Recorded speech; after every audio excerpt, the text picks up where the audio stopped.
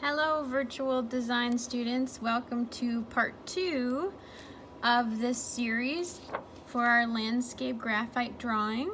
So part 1 was our sky and our clouds.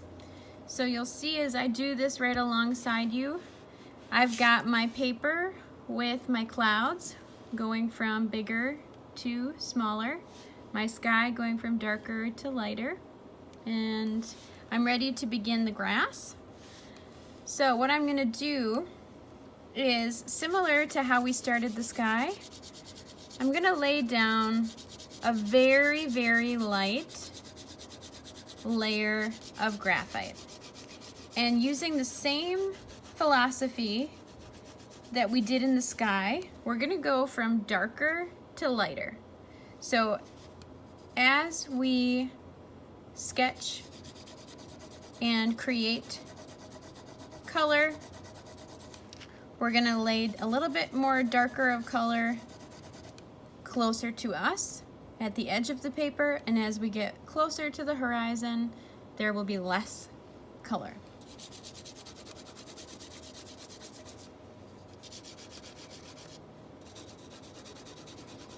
Now it's up to you whether you want to work from the bottom up or if you want to work from the horizon down, but just note that you're going to be putting slightly more pressure on your pencil at the very bottom.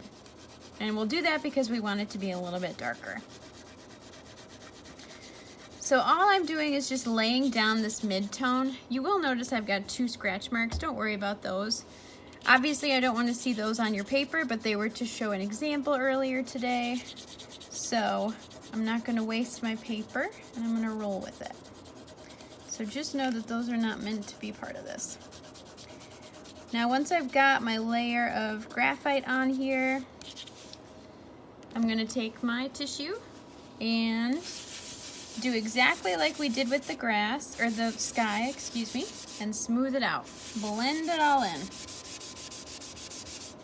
And this is going to be really nice. That way, as we add in our grass, it won't be stark white behind our grass. This graphite that we're laying down almost ends up to become the soil underneath the grass. Just adds a little more dimension.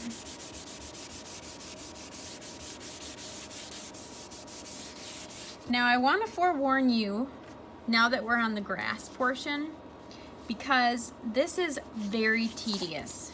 By far, out of all the things we have to do for this project, the grass is probably going to take you the longest.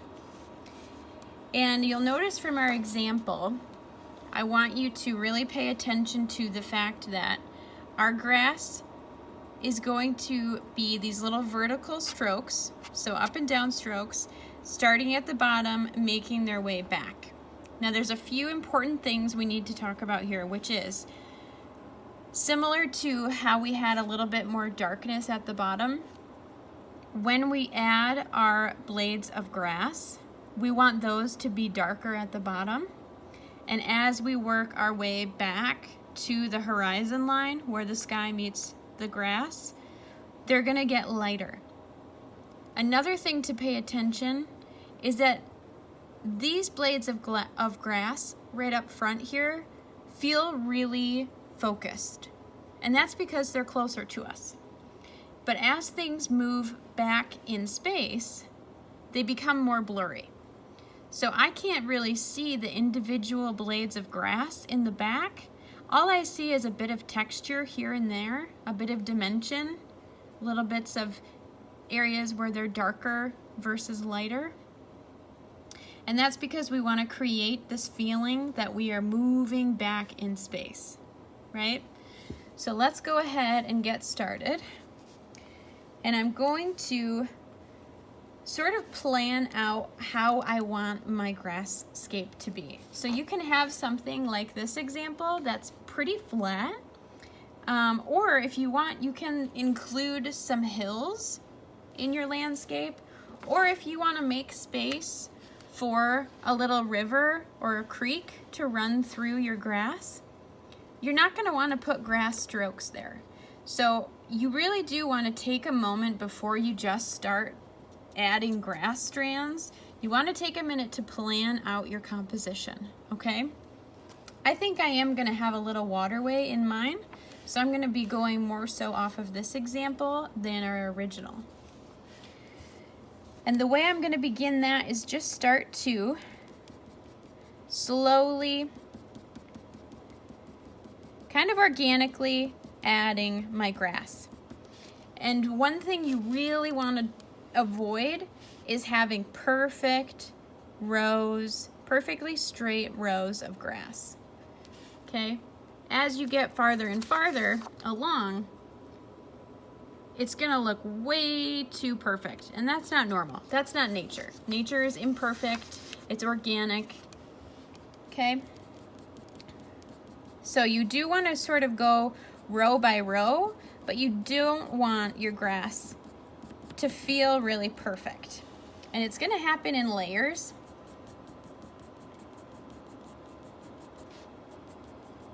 So I'm gonna go in and just create a little outline here, getting lighter as I enter the horizon or get closer to the horizon. And I'm gonna outline where I want my water, my little river, to be,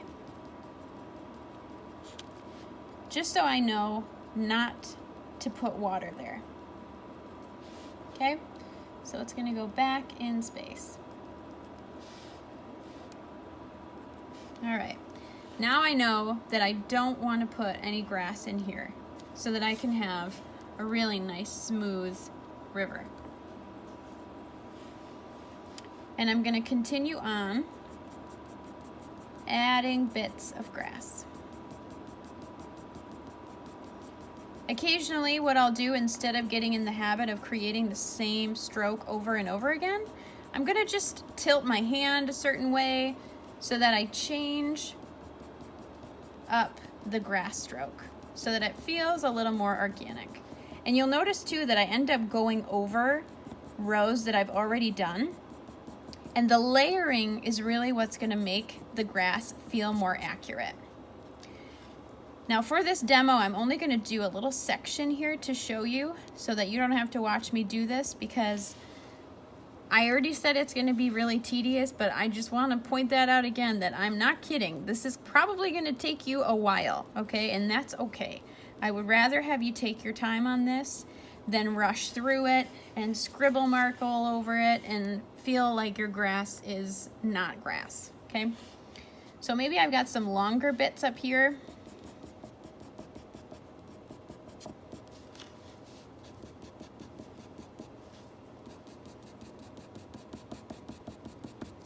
And they are darker at the front. So if I want, I can really go in and add some depth.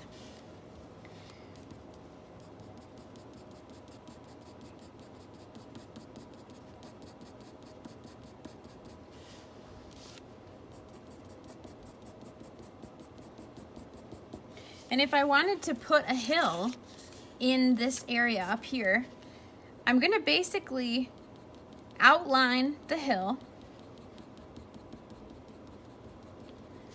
and I'm gonna let the grass roll over it.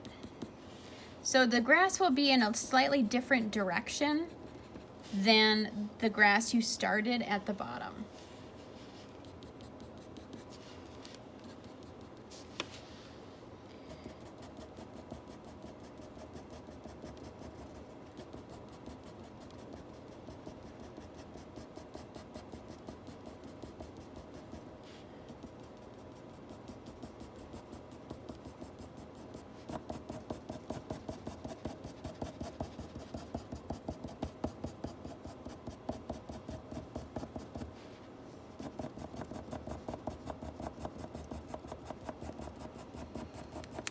You'll notice I'm going in and adding some longer strands of grass, and I'm going in at this bottom here to really add some darker strands of grass,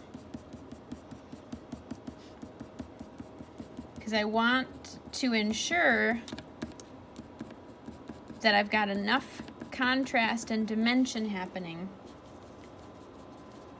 so that I can tell what's closer and what's farther, and really kind of manipulate the space within this landscape. Now I'm just adding a bit more grass to the hill.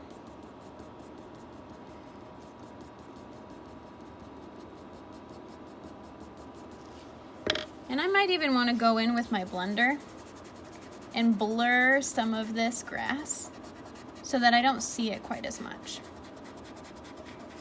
Give that hill that I've just made a little more dimension, okay? And if I blurred it and smudged it in areas that I didn't want, I can go back in with my pencil and fill those in. So what I want to feel is that this hill is farther back than this. So to create that,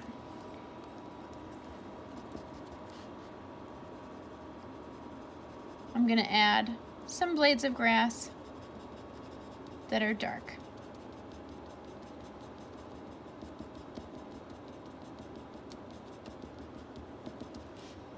To create a little bit of a shadow, and I might even go in with my eraser and lighten up this area here so I know that it's in the front.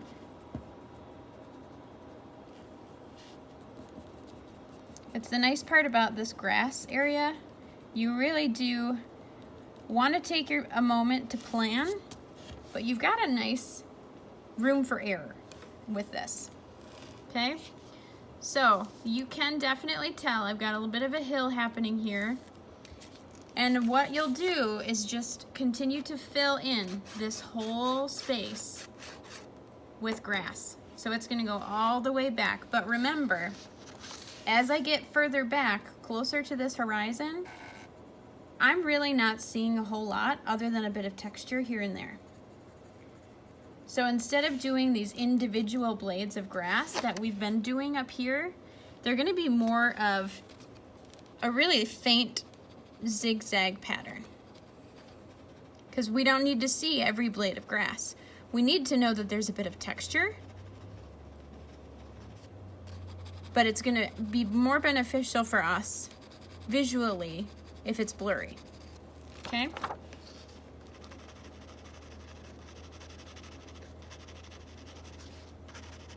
And then as I get closer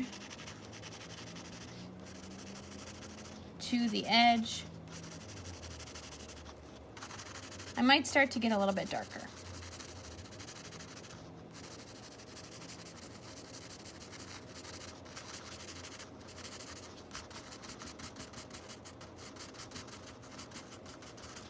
All right, so just to keep in mind for our example up here, you're gonna work your grass all the way from the horizon line forward. It's gonna be blurrier the closer it is to the horizon, and it's gonna be darker and more in focus towards the edge of the paper. All right, stay tuned for part 3. We will be going over trees.